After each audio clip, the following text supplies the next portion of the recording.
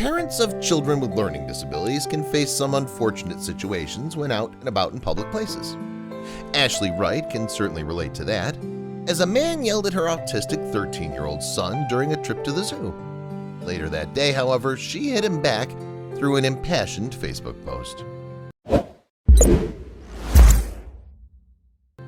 A resident of Belleville, Canada, Ashley is the mother of 2 children named Logan and Brinley. The former is 13 years old and stands over 6 feet tall, and he also suffers from a number of mental disabilities. According to his mom, the teenager has severe autism, echolalia, and global development delay. Logan earned a trip to the Riverview Park and Zoo in Peterborough, Ontario for good behavior. After a 2-hour car journey, he and his family finally arrived. But their day out soon turned very sour. As they walked into the zoo, another group started to look back at the teenager, staring at him while he made some loud noises.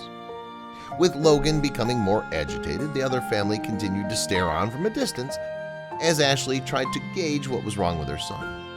Before long, though, a man from that group walked over to the mother and her children. As the man came closer, he then allegedly shouted at them, questioning why the teenager was allowed out in public. Ignoring him, Ashley made her way into the nearest bathroom with Logan and Brinley before breaking down in tears.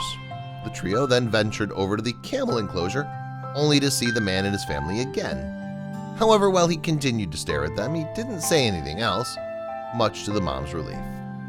After that, Ashley and her children traveled home, with the incident involving Logan still simmering in her mind. Later that day, though, she went on Facebook and vented her frustration, writing a lengthy message about what had happened. Unsurprisingly, she directed her anger at the man who'd approached them. To the man at the Peterborough Zoo today who loudly yelled while glaring at us, "Why do people bring kids like that out in public?"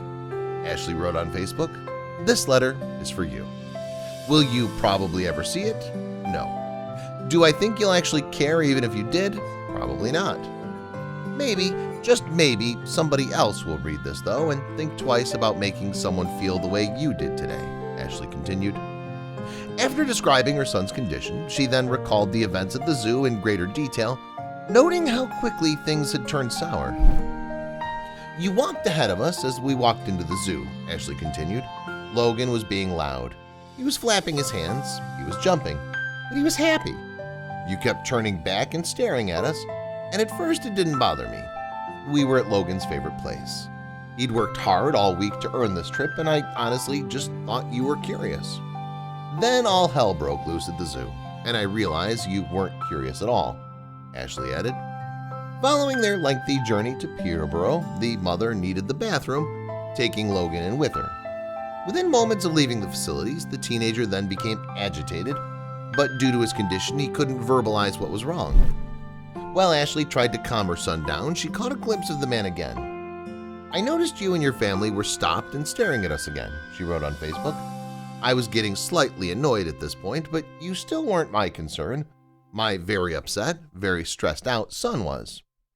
Before long, Ashley realized that Logan needed the bathroom himself, prompting them to head back. However, that's when the situation escalated. You started walking closer to us, and my brain instantly went into thinking, "Sir, please stay away. I'm trying to protect myself, my daughter, and my son. I don't need another potential person getting hurt," Ashley recalled. "You got about 2 feet away from us and very loudly yelled, 'Why do people bring kids like this out in public? They ruin society,'" Ashley continued. "Now, you have your opinion, and I'm sure you think you're valid in what you said. But you're wrong. What you don't realize is Logan deserves to be out in public just as much as anyone else. He doesn't ruin society." After composing herself in the bathroom, Ashley noticed that another man had stepped in to stand up for her and Logan. She then recalled what happened when they walked over to see the camels before finishing her post with a stern message. "All I can hope is that in the future, if a situation like this happens again, you don't make another family feel the way you made ours feel today," she wrote. "I also sincerely hope your children don't grow up feeling that kids like Logan shouldn't be out in public," Ashley continued, "because he needs that social interaction.